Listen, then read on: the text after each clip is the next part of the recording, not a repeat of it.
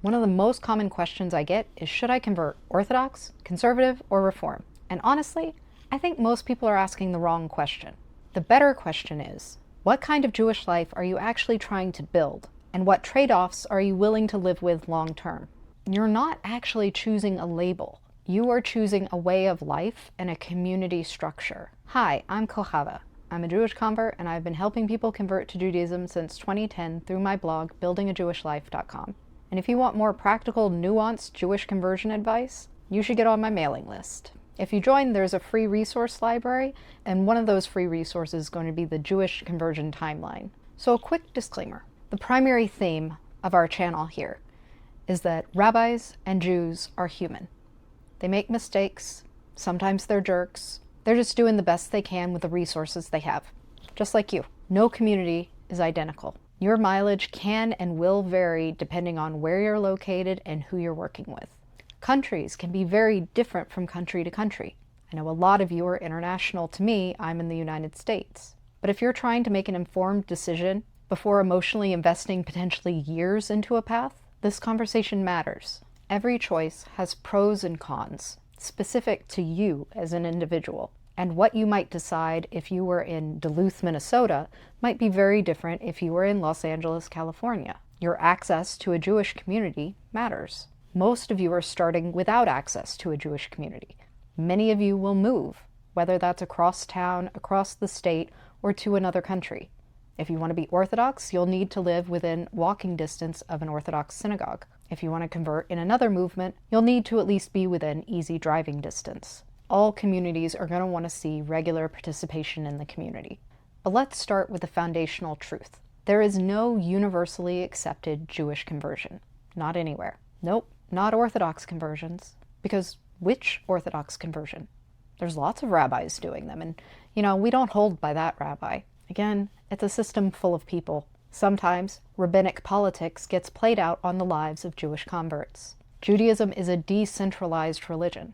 We have no pope that declares this is kosher and this is not. There is no single authority you can appeal to. If someone doesn't want to accept your conversion, there's no one who can make them accept it. And that could just be a jerk in the community talking to you at the Kiddush after services. But it could also be the person when you're trying to enroll your kid in a Jewish school. Recognition can differ between communities. Anyone who doesn't warn you about this is doing conversion malpractice. Standards can differ from group to group. Even within the Orthodox, there are many types of being Orthodox. There is not just Orthodox the same way there is conservative and Reform, though arguably there are several camps within the conservative movement being more observant or less observant. The expectations of how you're supposed to live can differ widely from community to community and conversion to conversion. The recognition of your conversion matters for the purposes of things like synagogue membership, marriage, school enrollment, your kids getting married, burial, making Aliyah, claiming citizenship in Israel, community participation like reading from the Torah, and I think that's pretty much all of it. There are lots of times in your life where someone is going to say, "Papers, please," and for most people, in most situations, that situation goes just fine. You're usually still working within the rough community where you converted. You have a conservative conversion and you're applying to a new conservative synagogue, something like that. Most people don't have problems with recognition, other than maybe some drunk guy at the Kiddush talking about how there are no real converts anymore. But it does happen, and it could happen to you, so you need to be prepared emotionally.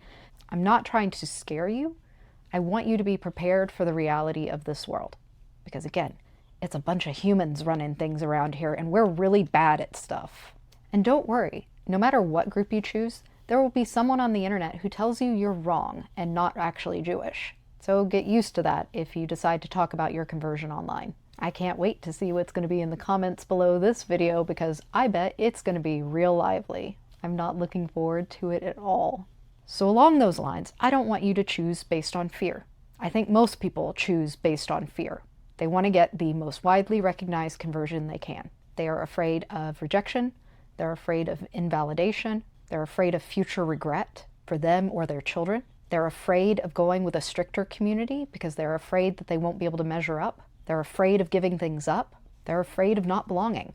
There are so many fears here. and they often lead to resentment, second or even third conversions, burnout, ideological mismatch, or safe choices that don't actually fit them. We're going to be focusing here on the Reform, Conservative, and Orthodox movements. Reconstructionist and Renewal also do conversions, but my understanding is a lot of times they try to do them under a Reform structure in order to qualify as a Reform conversion in order to make them more widely accepted. That's fairly common. Sometimes even Reform rabbis will make arrangements with conservative rabbis to oversee the conversion for the same purpose. Conservative beit dins, the rabbinical court that oversees the conversion process and approves you, they often have only men on it to make their conversions as acceptable to as many people as possible. Everyone's moving behind the scenes to try to make things as acceptable to the widest number of people they can. So let's dig into the nuts and bolts of what each movement generally believes. We'll start with Orthodoxy. As I said, there's a wide range of practices and customs within the Orthodox movement. There are modern Orthodox people who might not look any different from your non-Jewish neighbors, all the way to Hasidic people who dress in an old-fashioned style of clothing.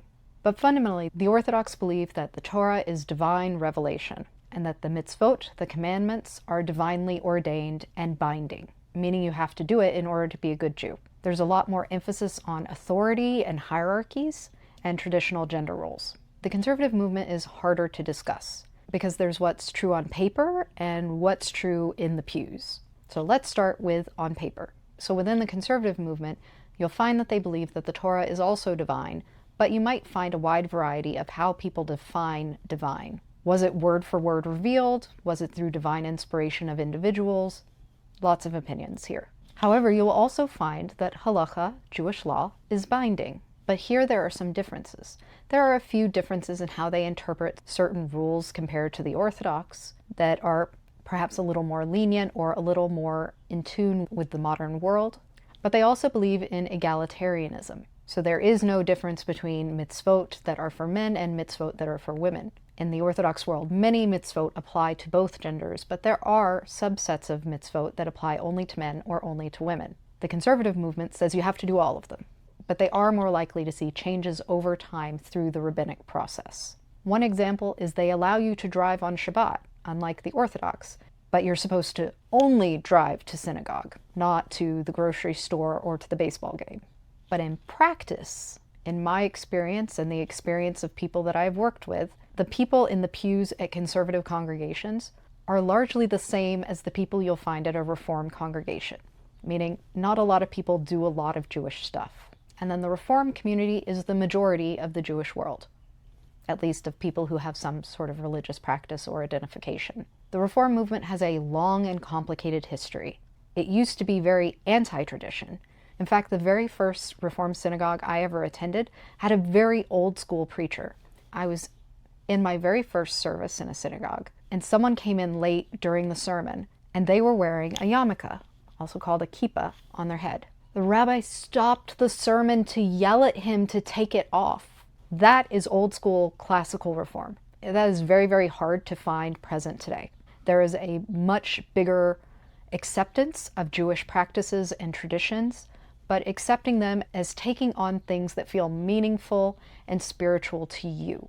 And you will find a wide variety of opinions on the divine or not nature of the Torah and halacha. But as a general rule, they don't believe halacha, Jewish law, is binding. They believe it is available as options to you. They focus a lot on making informed Jewish choices. And in practice, you'll find that most Reform Jews don't do very much that's Jewish.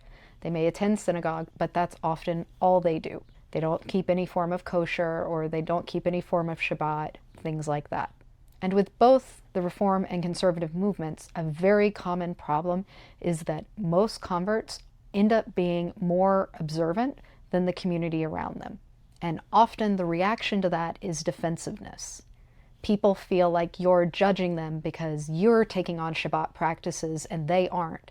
And so if you mention some practice you're doing, they feel like it's a judgment of them and they get touchy. That is one of the biggest sources of dissatisfaction that I see in converts again and again and again, and I experienced it myself as well. This is less of a problem in the Orthodox world, but it can be a problem there too. So now let's look at the conversion requirements for each of these movements. All of them require study and connecting with a rabbi and a community. They all require participation in that Jewish community, prayer, but also events. All require a beit din, that rabbinical court of usually 3 rabbis who will oversee the conversion process and do the final stamp of approval. In the Reform movement, you may or may not have a mikveh, which is a special ritual bath that the convert immerses in to finalize the conversion. It's fairly common and it's recommended, but it's not required.